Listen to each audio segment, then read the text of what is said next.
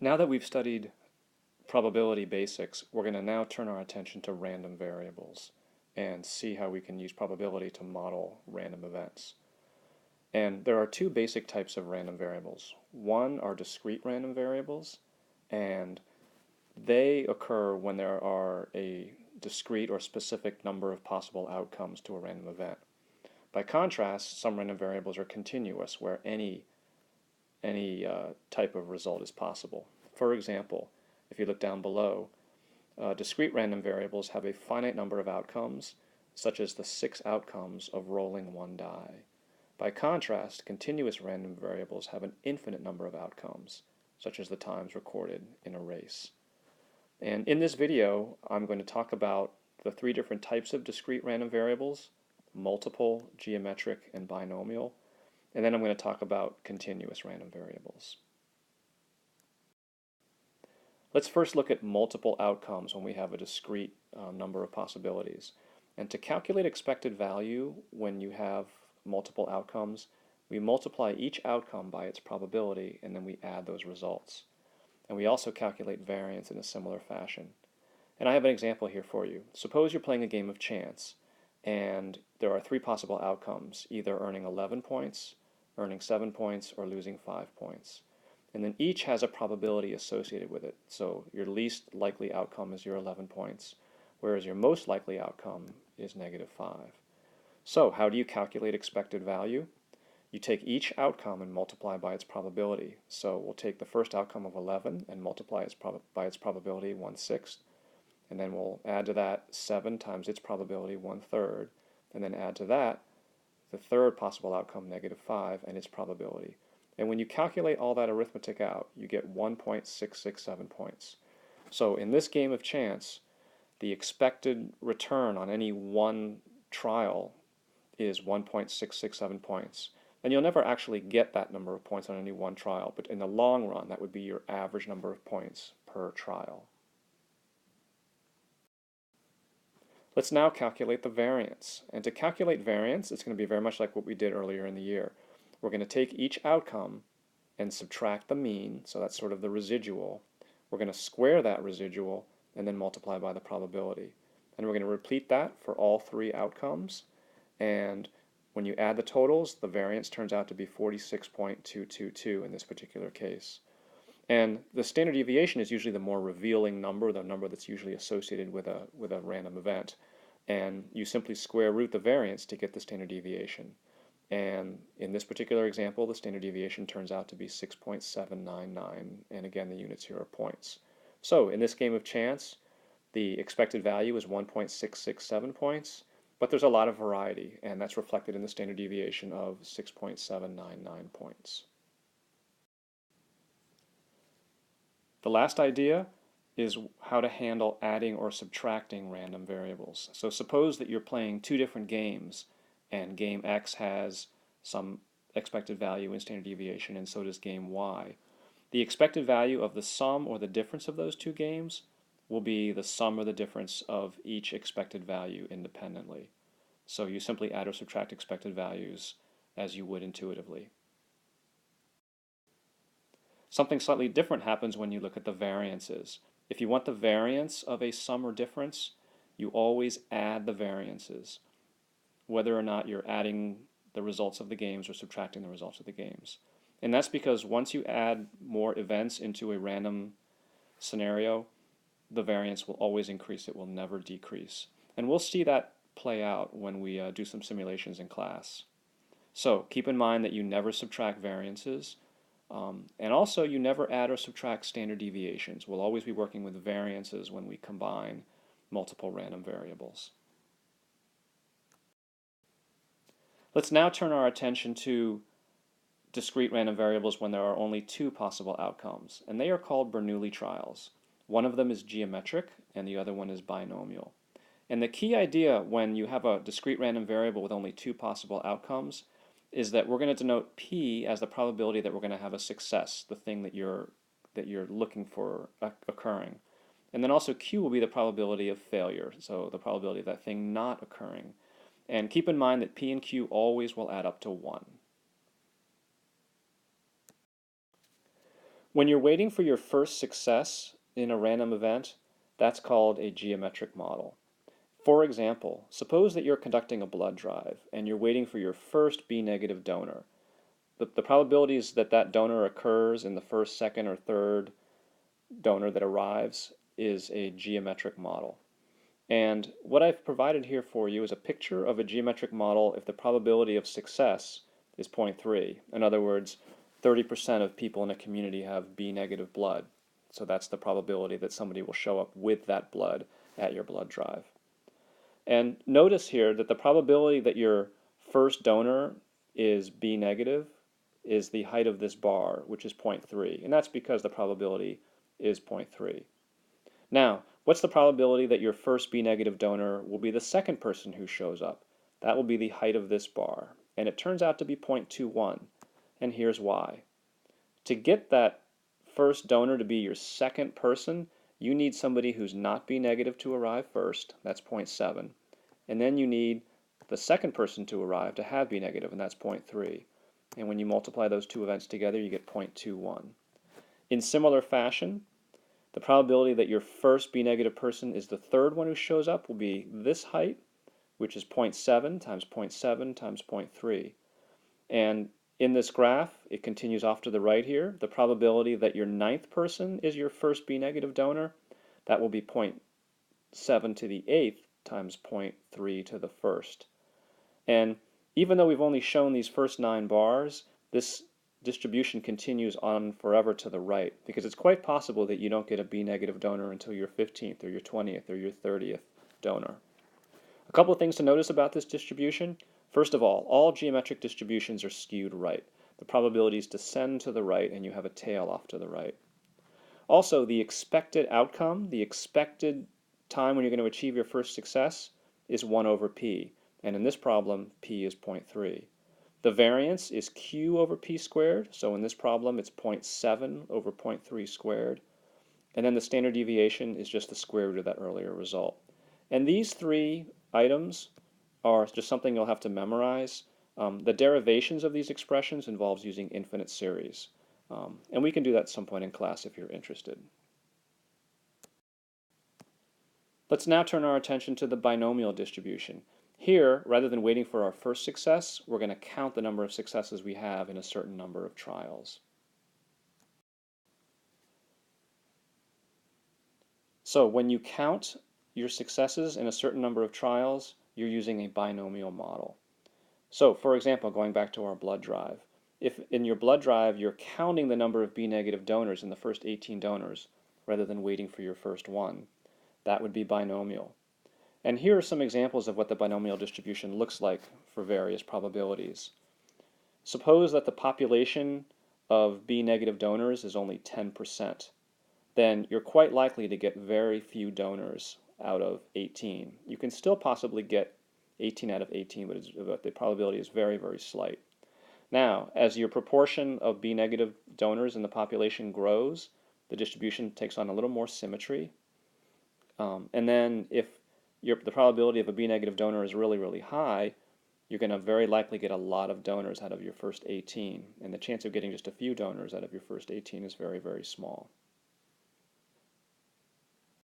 The first thing to notice about these distributions is that binomial distributions' shapes can be symmetric or they can be skewed. When the probability of success is very small, you're very likely to get just a few successes, whereas you're very unlikely to get a lot of successes. So this one's skewed heavily to the right. As the probability grows, that skew becomes less extreme, but it's still skewed to the right. When the probability is 0.5, it looks like we're pretty symmetric. And then when the probability is 0.75, we have a skew to the left. How will you know whether your binomial distribution will look approximately normal? Well, the key is that your sample has to be large enough to expect at least 10 successes and at least 10 failures. And written mathematically, that means NP has to be greater than 10 and NQ also has to be greater than 10. Let's take, for example, this particular binomial distribution. You'll notice here that P equals 0.25, which means that Q equals 0.75. And you might recall that we're looking at 18 trials. So if we were to calculate NP, we would get 4.5, and that is not greater than 10. So this distribution will not appear symmetric. It turns out that NQ is greater than 10, but we need them both to be greater than 10 in order for the binomial distribution to be approximately normal. Also, just like in earlier situations, we can calculate an expected value, and we can calculate a variance, and we can calculate a standard deviation. And again, these are formulas that you probably want to just commit to memory, although you can prove these. The expected value in a binomial distribution is n times p. It's the number of trials times the probability of success. The variance is n times p times q, the number of trials, the probability of success, and the probability of failure. And then to get the standard deviation, you square root that result. One other interesting result is that you can calculate the height of each bar on the graph using combinations and probabilities. For example, suppose you want to know the probability of 5 successes in 18 trials. Then k is 5, and you would write that expression this way. It would be 18, choose 5, and then it would be 0.25 to the 5th, 0.75 to the 13th. And if you calculate that on your calculator, the result would be the height of this 5th bar on this distribution, so a little more than 0.2. And the reason why this expression makes sense is that if you want exactly 5 successes out of 18, then here are your 5 successes, each with a probability of 0.25, 5 of them. And then here you need 13 failures, each with a probability of 0.75, so that's why it's 0.75 to the 13th. But the order in which we get this collection of 5 successes and 13 failures is not important. We can take any order, and that's what 18 choose 5 here represents, the number of different ways that you can sprinkle 5 successes among 18 trials.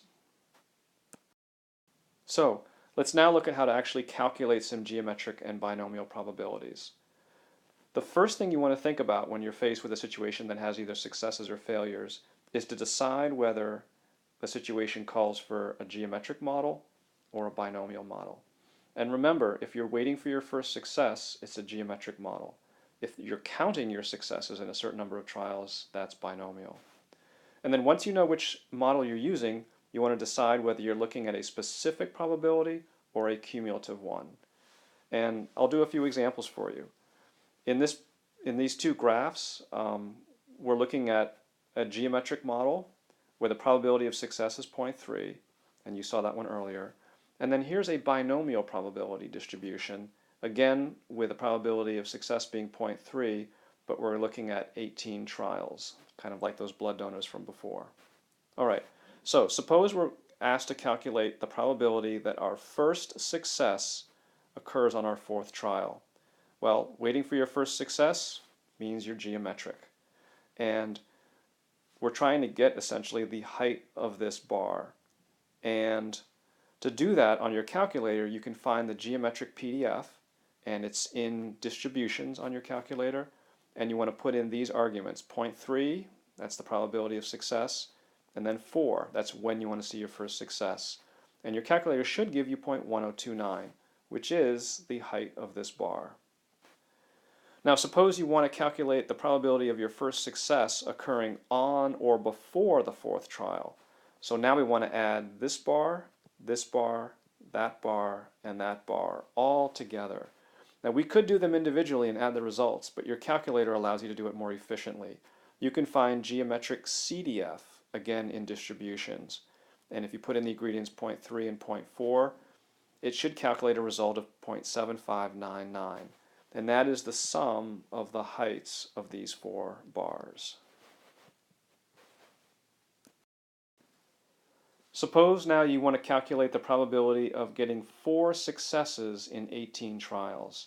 So now you're counting your successes in a certain number of trials, so you're in the binomial model. And to calculate that, Again, go to your distributions and you should be able to find binomial model, binomial PDF, and it needs 3 ingredients or 3 arguments. It needs the number of trials, the probability of success, and then the number of successes you want to see. And when you calculate that result, it should be 0.1681. And that is the height of this bar in the binomial distribution. And lastly, suppose you want to calculate the probability of getting at most 4 successes in 18 trials. So you want to add up this bar, that bar, that bar, that bar, and then this little tiny one at the very beginning. To do that, it's a cumulative distribution that you're interested in, so we're looking for binomial CDF on the calculator, again in distributions. You put in the same arguments as before, and that result should be 0.3327, which is the sum of all these bars from 0 to 4. Let's now turn our attention to continuous random variables.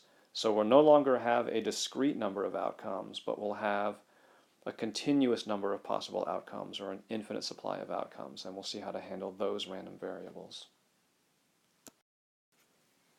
When we work with a continuous random variable this year, it will always be normally distributed. So as a result, we'll be able to use normal CDF like we did in the beginning of the year to calculate the area under the normal distribution, which translates to calculating probabilities. And when several random events occur and we want to add or subtract them, we'll do it just as I described earlier. If we want the expected value of the sum or the difference of 2 random events, we will get the expected value of each and add or subtract them as appropriate. If we want the variance of the sum or difference of 2 random events, we will always add the variance of the first and the variance of the second. So remember, always add variances, never add standard deviations. Here's an example. Suppose we have 2 runners. Runner A has an average time of 33 seconds in some event, and it's normally distributed with a standard deviation of 5 seconds. Runner B has an average time of 48 seconds. And again, it's normally distributed, and the standard deviation is 7 seconds in runner B's case. Suppose these 2 runners run a relay. So in a sense, we're adding these 2 runners' random events. And to get the expected value of their overall time, you would take the individual expected values and add them. So the expected value would be 81 seconds. To calculate the standard deviation, we're going to get the variance of the first runner, which is 5 squared, the variance of the second runner, which is 7 squared, add the results to get the total variance, and then square root. And that result turns out to be 8.6 seconds. So in a relay, their times would be normally distributed with a mean of 81 seconds and a standard deviation of 8.6 seconds. Now, suppose that the 2 runners choose to run a race instead, and we want to see which one's faster, so we're going to be subtracting their times. The expected value in this case will be the difference of the 2 expected values, so negative 15 seconds. So we expect runner A to win by 15 seconds. The standard deviation for this event will be the variance of the first runner, again 5 squared, the variance of the second runner, 7 squared. We're still going to add, even though we're subtracting events here. And then we'll take the square root of the result, so it still stays at 8.6 seconds. So in a race, their times will be normally distributed with a center or a mean of negative 15 seconds and a standard deviation of 8.6 seconds. And that's it.